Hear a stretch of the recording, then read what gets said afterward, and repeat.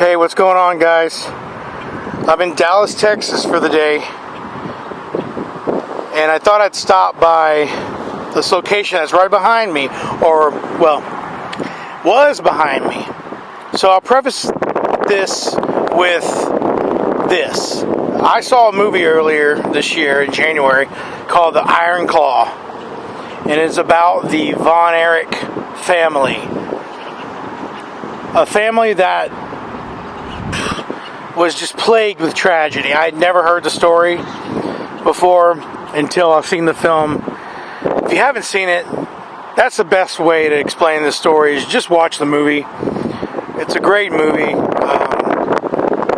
Zac Efron stars in it. Jeremy Allen White from The Bear and Shameless, he's in it. The family was plagued with tragedy. A lot of the brothers, this is a wrestling family from the 80s. A lot of them have passed in just tragic ways. And watch the film, you'll get caught up with the story. This video is not for that, not to explain the story, but more to show you where I'm at now. And one of the locations in the film, well, the real life location in the film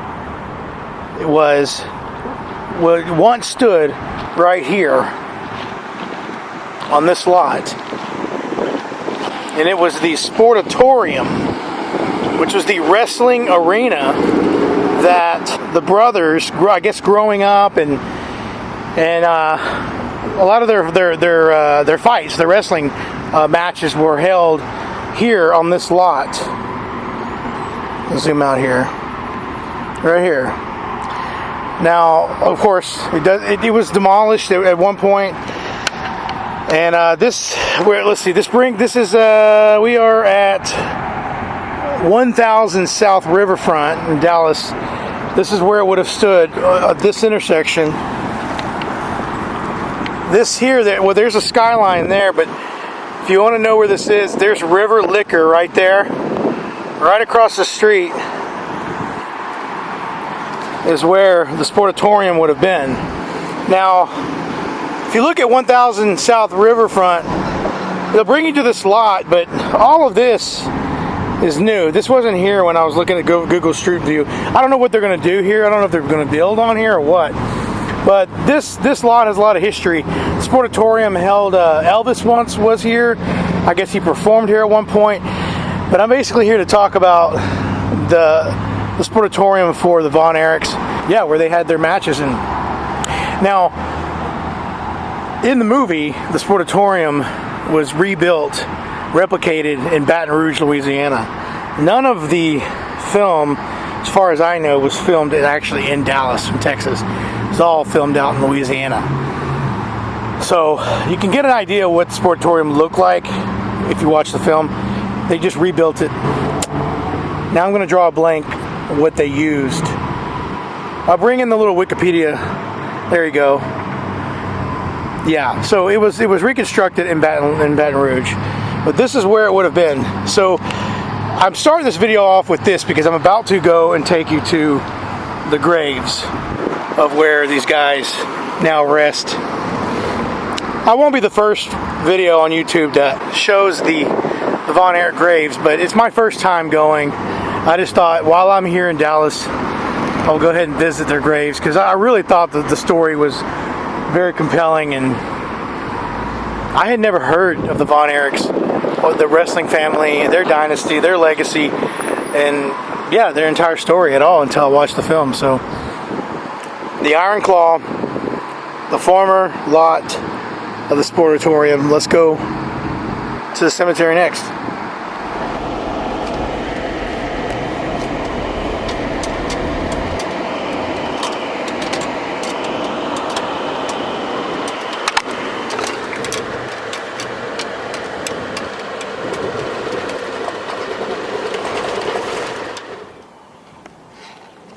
Okay, just about 7 miles or so east of where I just was, east of the downtown Dallas area, brings me to the Grove Hill Cemetery.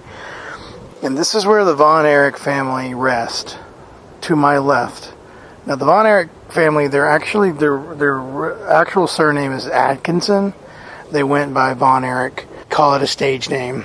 It's very difficult to find exactly where their graves are. There's a great video on YouTube that I found that gives you step-by-step driving directions. He actually drives you to exactly where you need to go. I drove along with it, so if you're in the area and you need to find out exactly where to go, I suggest finding that video. But this is where you're going to end up. Right here. This tree's where it starts. Now, I'm going to show you where all the graves are. I just found them myself, so I know exactly where they are now, but I'm going to walk you through to them. And I'm going to kind of combine this video with a little voiceover, because I do want to give you a little history on some of these individuals and their demise, their fates, and kind of what happened to them. But where I'm standing here is the first grave. Now this is the youngest son, Jack.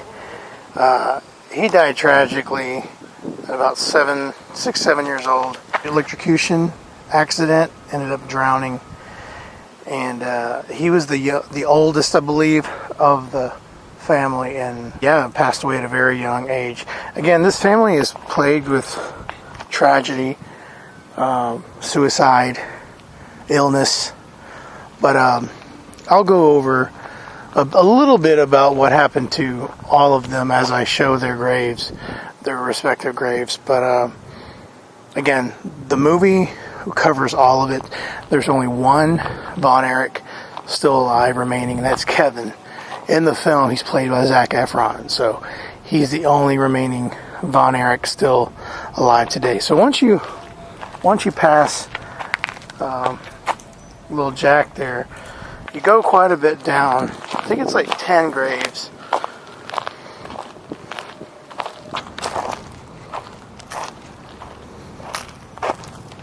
Again, about 10 graves or so down, we got David.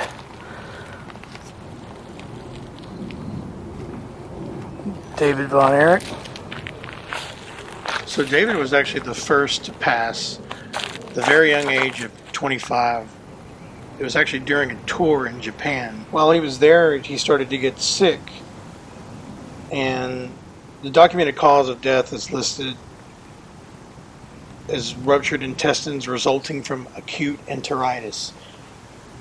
You get to see all that play out in the film in Iron Claw. It's just a shame. I mean, this guy was probably in the prime of his life, 25 years old, and he just starts to get sick, and he just goes downhill very quickly. He was called the Yellow Rose, as you can see. Someone even left a yellow rock there, a yellow rose rock there, a rock of a yellow rose. Now, at the feet of David are two of his brothers, Mike and Chris. Mike was actually even younger than his brother David when he passed. He was the next to pass in 1987. He was 23 years old.